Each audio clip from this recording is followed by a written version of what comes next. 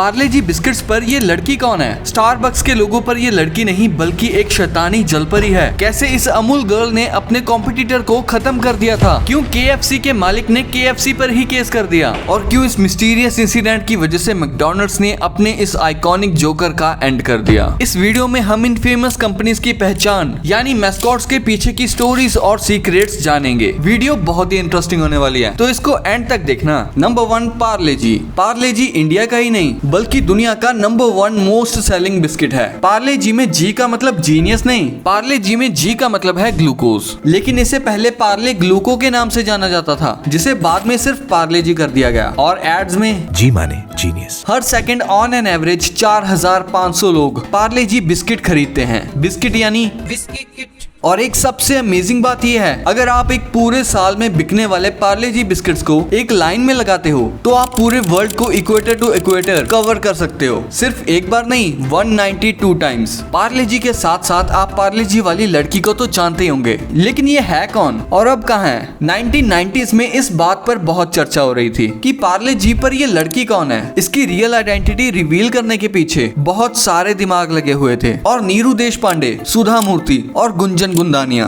ये 3 नाम सबसे ज्यादा पार्ले जी गर्ल से जोड़े गए। बहुत सारी रिपोर्ट्स में ये भी क्लेम किया गया कि पार्ले जी बिस्किट पर जो लड़की है वो सुधा मूर्ति की बचपन की फोटो है। इसके बाद तुरंत ही सेम चीज नीरू देशपांडे पर भी छापने लगे, जो सबसे ज्यादा लाइमलाइट में बनी रही। रीजनल न्यूज़पेपर में इनकी फोटो के साथ शॉर्ट स्टोरी बहुत ज्यादा शेयर हुई, जिन पर यह लिखा गया था कि ये नागपुर से बिलोंग करती हैं, बहुत हम्बल बैकग्राउंड से हैं और इनके पापा ने 4 साल की उम्र में ये फोटो क्लिक की थी, जो इतनी ज्यादा अच्छी थी कि इसे पार्ले जी के लिए सिलेक्ट कर लिया गया था। लेकिन कहानी में ट्विस्ट तो तब आता है जब पार्ले जी के प्रोडक्ट मैनेजर खुद आकर कहते हैं कि पार्ले जी के पैकेट पर कोई रियल लाइफ इंडिविजुअल नहीं है, इसे तो 1960s में बनाया गया था। ये एक्चुअली में एक इलस्ट्रेशन यानी ड्राइंग है, जिसे एक आर्टिस्ट मगनलाल दहिया ने 1960s में बनाया था, जो कि उस टाइम एवरेस्ट क्रिएटिव एजेंसी में काम करते थे। Number 2, Amul girl. क्या आपको पता है कि अमूल के प्रोडक्ट्स पर ये लड़की कौन है? चलो इसकी स्टोरी जानते हैं। आज से कई साल पहले जब इंडिया में ब्रिटिशर्स का राज था, तब मार्केट में पोल्सन डेयरी की मोनोपोली चलती थी। इसी वजह से फार्मर्स को मजबूरन पोल्सन डेयरी को ही अपना दूध बेचना पड़ता था, जो फार्मर्स को दूध का सही प्राइस नहीं देती थी, जिससे उनका बहुत लॉस होता था। जिससे तंग आकर किसान फ्रीडम फाइटर सरदार वल्लभ भाई पटेल से मिले। उन्होंने किसानों को एकजुट होकर इस चीज को रोकने को कहा और उनकी बातों से इंस्पायर होकर एक फ्रीडम फाइटर त्रिभुवन दास पटेल और डॉक्टर वर्गीस कुरियन, जिन्हें हम फादर ऑफ व्हाइट रेवोल्यूशन के नाम से भी जानते हैं, इन्होंने पोल्सन के खिलाफ मार्केट में खड़े होने के लिए गुजरात के कायरा डिस्ट्रिक्ट में एक कोऑपरेटिव सोसाइटी बनाई, जिसको बाद में डॉक्टर वर्गीस कुरियन ने अमूल का नाम दिया। इससे फार्मर्स ने अपनी मिल्क प्रोसेसिंग और डिस्ट्रीब्यूशन शुरू की और पोल्सन को कंपटीशन दिया। देखते ही देखते ये रेवोल्यूशनरी स्टेप बढ़ता चला गया और उन्होंने पोल्सन को अपना मिल्क सेल करना बंद कर दिया और पोल्सन डूबने की कगार पे आ गई। 1960s में अमूल का डायरेक्ट कॉम्पिटिटर पोल्सन बटर था। पोल्सन बटर इंडिया के घर घर में बहुत फेमस था अपने सॉल्टी टेस्ट की वजह से। तो इस पोल्सन बटर को टक्कर देने के लिए अमूल गर्ल को बनाया गया था और वो सिर्फ ये मुकाबला जीती ही नहीं बल्कि उसने हर एक इंडियन का दिल भी जीत लिया। अमूल गर्ल को बनाने के पीछे डॉक्टर वर्गीस कुरियन का दिमाग था। वो अमूल के लिए एक ऐसा मैस्कॉट चाहते थे जिससे इंडिया का घर घर रिलेट कर पाए, जिसके लिए उन्होंने उस टाइम की फेमस एड एजेंसी के MD सिल्वेस्टर डाकुना से कांटेक्ट किया, जिन्होंने अपने आर्ट डायरेक्टर यूस्टिस फर्नांडिस के साथ मिलकर अमूल गर्ल को डिजाइन किया। अमूल गर्ल को हैंड ड्राइंग से बनाया गया था। सिल्वेस्टर डाकुना अमूल गर्ल को आसान रखना चाहते थे क्योंकि उस टाइम ज्यादातर बैनर्स और होर्डिंग्स पर हाथों से ही ड्राइंग करनी पड़ती थी। इस सभी के साथ उसका अट्रैक्टिव होना भी जरूरी था। तो इस तरह इन्होंने बनाई अमूल गर्ल, जिसको यूस्टिस फर्नांडिस ने ड्रॉ किया। एक नॉटी छोटी इंडियन लड़की, नीले बाल,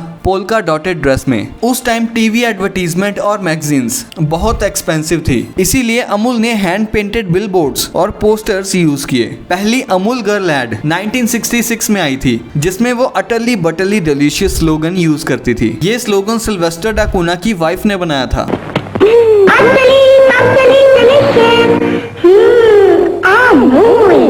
अमूल गर्ल रिलेटेबल और करंट इवेंट से रिलेटेड एड से फेमस हो गई। सिल्वेस्टर डाकुना ने जल्दी ही day to day related issue से रिलेटेड होर्डिंग्स और एड कैंपेन स्टार्ट किए और ये एड कैंपेन्स इंडिया में इतने फेमस हुए कि इसने इंडिया में सबसे लंबे टाइम तक चलने वाली एड कैंपेन के तौर पर Guinness book of world records में अपना नाम भी दर्ज करवाया। अमूल गर्ल इतनी फेमस हो गई थी कि वो एक सोशल कमेंटेटर बन गई जो पॉलिटिक्स से स्पोर्ट्स तक हर टॉपिक पर बात करती थी। ये यूनिक स्टाइल अमूल को प्रमोट करता था और पब्लिक को कनेक्ट करता था। जल्दी ही अमूल गर्ल इंडिया की फेवरेट एडवर्टीजमेंट आइकॉन बन गई। अमूल की ताकत पहले किसान थे, इसीलिए आज तक इस कंपनी ने शेयर मार्केट में लिस्टिंग नहीं की है, क्योंकि अगर कंपनी कॉर्पोरेट वर्ल्ड में घुस जाएगी तो उस पर से किसानों का हक चला जाएगा। इसीलिए अमूल्य वर्ड से इंस्पायर्ड अमूल यानी आनंद मिल्क यूनियंस लिमिटेड आज तक किसानों के साथ जुड़ा हुआ है। आज के समय में अमूल को भारत के 36 लाख किसान और 18 मिल्क यूनियंस मिलकर चलाते हैं और इन सब की मार्केट शेयर में बराबरी की हिस्सेदारी है। नंबर 3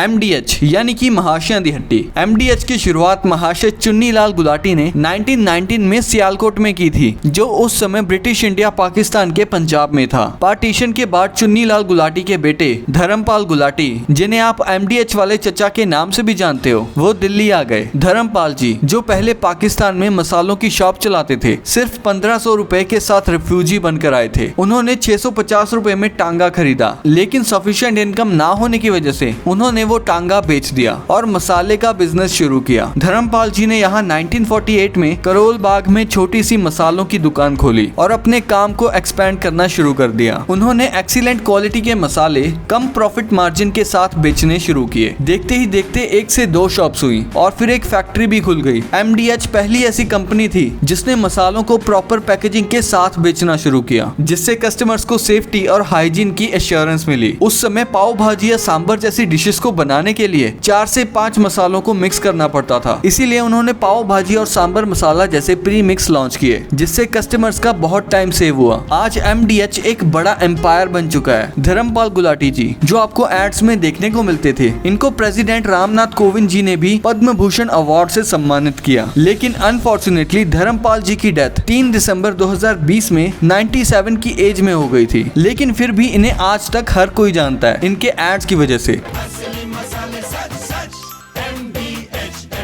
नंबर 4 KFC यानी केंटकी फ्राइड चिकन। इसका नाम तो आपने सुना ही होगा या कभी KFC गए भी होंगे खाने पीने। KFC की शुरुआत कर्नल हार्लैंड सैंडर्स ने की थी, जिनको बचपन से ही खाना बनाने का बहुत शौक था, पर उनका जीवन इतना भी आसान नहीं था। 5 साल की उम्र में पिता की मौत, 7 साल की एज में घर की जिम्मेदारी, शादी के बाद डिवोर्स और 10 से भी ज्यादा बिजनेस फेल होने के बाद सैंडर्स ने एक गैस स्टेशन खोला। वहाँ आने वाले कस्टमर्स के लिए खाने का ऑप्शन ना होने की वजह से उन्होंने एक छोटा सा रेस्टोरेंट स्टार्ट किया, जहां उनके फ्राइड चिकन की टेस्टी रेसिपी लोगों को इतनी पसंद आई कि रेस्टोरेंट का प्रॉफिट गैस स्टेशन से भी ज्यादा होने लगा। पर हाईवे बनने की वजह से उन्हें अपना काम बंद करना पड़ा। लेकिन अब कर्नल पिछले 10 फेल बिजनेसेस की तरह इस बार हारने को तैयार नहीं थे, इसीलिए वो अपनी यूनिक फ्राइड चिकन रेसिपी को लेकर हजारों रेस्टोरेंट्स के चक्कर लगाने निकल पड़े। आखिर एक कंपनी को उनकी रेसिपी पसंद आई और 65 की एज में कर्नल सैंडर्स KFC के मालिक बन गए। KFC की पहली ब्रांच 1952 में यूटा में खुली थी और धीरे धीरे KFC इतना ज्यादा पॉपुलर होने लगा कि उसके बहुत सारे रेस्टोरेंट्स खुलने लगे। लेकिन इतनी ज्यादा ब्रांचेस को मैनेज करना कर्नल सैंडर्स के लिए मुश्किल हो गया था, तो उन्होंने 1964 में KFC को $2 मिलियन में एक थर्ड पार्टी कंपनी को बेच दिया। लेकिन उनकी शर्त ये थी कि कर्नल सैंडर्स KFC का फेस बने रहेंगे और KFC की मार्केटिंग में अपना कैरेक्टर यूज करेंगे, जिसके लिए उन्हें अलग से $6,000 की सैलरी दी जाती थी। लेकिन वो कंपनी वाले पैसे बचाने के लिए फ्राइड चिकन की रेसिपी के इंग्रेडिएंट्स में कमी करने लगे, जिसका जब सैंडर्स को पता चला तो वो बहुत गुस्सा हुए और उन्होंने अपनी बीवी के नाम से शेल्बीविल में क्लाउडिया सैंडर्स के नाम से एक रेस्टोरेंट खोला, जिसमें वो अपनी ओरिजिनल फ्राइड चिकन रेसिपी बेचने लगे, जिसकी वजह से इन्वेस्टर्स ने उन पर केस कर दिया। सैंडर्स ने भी उनके नाम से ब्रांडिंग करने के लिए उनके ऊपर केस कर दिया और सेटलमेंट में उन्हें $1 मिलियन मिले। आज कर्नल सैंडर्स तो मौजूद नहीं है, लेकिन वो restaurant Claudia Sanders dinner house के नाम से आज भी मौजूद है। जो दुनिया का इकलौता नॉन KFC रेस्टोरेंट है जहां पर KFC की ऑथराइज्ड फ्राइड चिकन सेल होती है। 1950 में केंटकी के गवर्नर ने सैंडर्स को कर्नल का खिताब दिया, जिसके बाद वो कर्नल की तरह ड्रेस करने लगे, व्हाइट कोट और व्हाइट हेयर्स में। उनकी डेथ 1980 में हो गई थी, लेकिन उनका आइकॉनिक लुक आज भी KFC के एडवर्टीजमेंट्स में दिखता है। आज हम 118 से भी ज्यादा देशों में KFC के रेस्टोरेंट्स को देख सकते हैं। जिंदगी के स्टार्टिंग फेज में हारे हुए कर्नल आखिरकार जिंदगी की रेस में जीत ही गए, और इसी जीत की चमक आपको KFC के पैकेट पर भी नजर आती है। Number 5, Starbucks. स्टारबक्स का लोगो ही स्टारबक्स की असली पहचान है, पर क्या आपको पता है कि इस लोगो पर ये कोई लड़की या औरत नहीं बल्कि एक सायरन है। सायरन यानी 2 पूंछों वाली शैतानी जलपरी। ग्रीक माइथोलॉजी में ये कहा गया है कि ये एक ऐसी जलपरी है जो बहुत ही रेयर और हद से ज्यादा खूबसूरत होती है, और इसी खूबसूरती के जाल में वो लोगों को फंसाकर मौत के घाट उतार देती है। तो आखिर ऐसी क्या वजह है कि स्टारबक्स ने इस शैतानी जलपरी को अपने लोगो के तौर पर चुन लिया? तो बात यह है कि जब कंपनी की शुरुआत हुई तो स्टारबक्स की कॉफी समुद्र के रास्ते आती थी, इसीलिए कंपनी को अपना लोगो सी से रिलेटेड रखना था, और जलपरी को अपना लोगो चुनकर कंपनी ने ये दावा किया कि आप भी हमारी कॉफी की तरफ खींचे चले आओगे, और रिजल्ट आपके सामने है। आज की तारीख में स्टारबक्स दुनिया का नंबर 1 कॉफी ब्रांड है। वैसे क्या आप कभी स्टारबक्स में गए हो? मैं तो कभी नहीं गया। Number 6, Nirma girl. Washing powder मतलब निरमा। निरमा के ओनर करसन भाई पटेल पहले एक गवर्नमेंट एम्प्लॉय थे, और शाम को घर आकर वो डिटर्जेंट पाउडर बनाते थे। उनकी निरुपमा नाम की बेटी थी, जिसे सब प्यार से निरमा बुलाते थे। 1985 में अचानक से एक कार एक्सीडेंट में निरमा की जान चली गई। अपनी बेटी का नाम हर किसी की जुबान पे आए, इसीलिए करसन भाई ने अपने बनाए हुए डिटर्जेंट पाउडर का नाम निरमा रखा और उसे घर घर जाकर बेचा।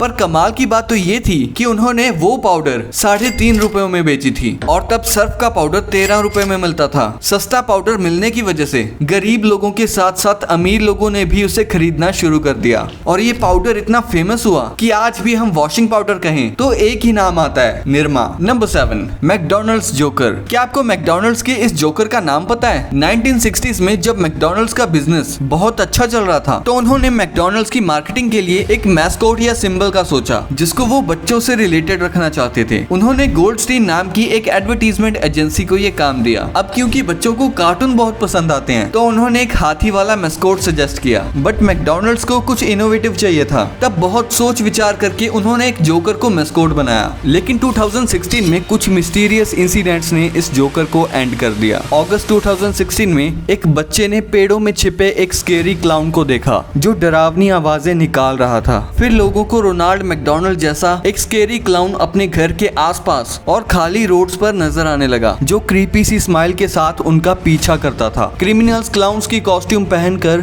किडनैपिंग्स और मर्डर्स करने लगे। इन इंसिडेंट्स की वजह से लोग क्लाउन्स और जोकर से इतना डरने लगे कि वो रोनाल्ड मैकडॉनल्ड को भी क्रीपी समझने लगे। नेचुरली मैकडॉनल्ड्स नहीं चाहता था कि लोग क्लाउन्स को उनके ब्रांड के साथ एसोसिएट करें, इसीलिए उन्होंने अमेरिका में अपने इस क्लाउन को यूज करना बंद कर दिया। तो दोस्तों, ये थी इन फेमस कंपनीज के मैस्कॉट्स के पीछे की स्टोरीज। आई होप आपको ये वीडियो इंटरेस्टिंग लगी होगी। लाइक और सब्सक्राइब करना भूले तो नहीं। वैसे ये 2 वीडियोस भी काफी इंटरेस्टिंग है, तो इनको भी देखना। मैं मिलूंगा आपसे अगली वीडियो में, तब तक के लिए कीप द नॉलेज।